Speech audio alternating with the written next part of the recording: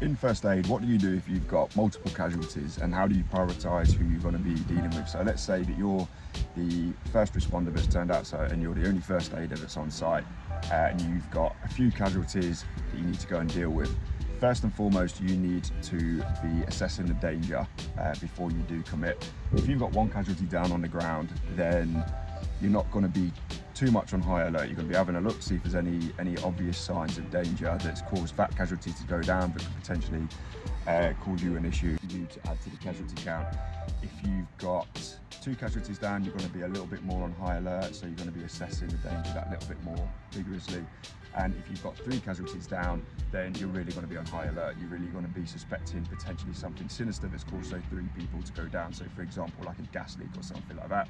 So if you enter that situation, then all you're going to do is you're going to add to the body count, and when the paramedics and ambulance crew do turn up, they're just going to have more casualties to deal with. So you've just made the situation worse rather than made it better. But let's say that there's been an accident and that's the reason that they're down.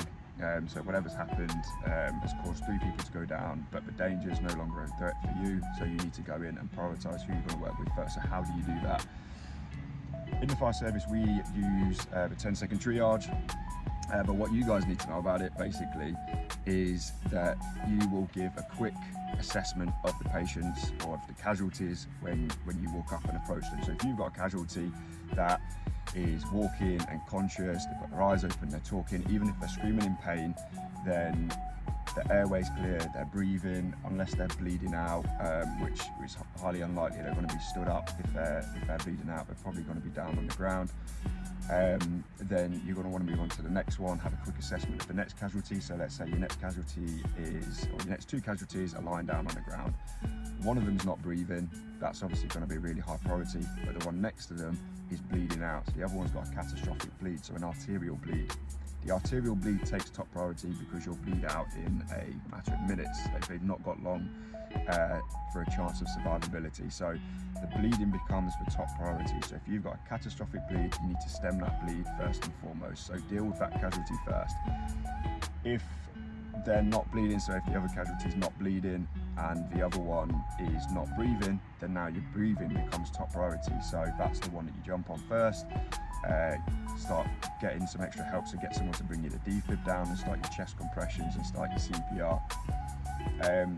From that point, if you don't have someone that's bleeding out with a catastrophic bleed and you don't have someone that's not breathing, then you go down the route of who's struggling to breathe and so on. So you prioritise bleeding first, then breathing, and then you move on to the rest and prioritise who you want to be working with.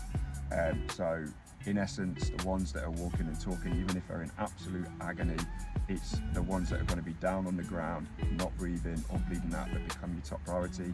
They're the ones you're going to have to jump on and help first, but also make sure that the first thing you do is try and get that extra help and extra backup. So if you can get more first aiders to come and help, so if you're dealing with the one that's bleeding, you can have another one that's dealing with the one that's not breathing, but also get the paramedics and ambulance out there as soon as possible. Hopefully they'll be there as fast as they can be, but that's how you do it. You prioritise bleeding, then breathing, and then move down it that way.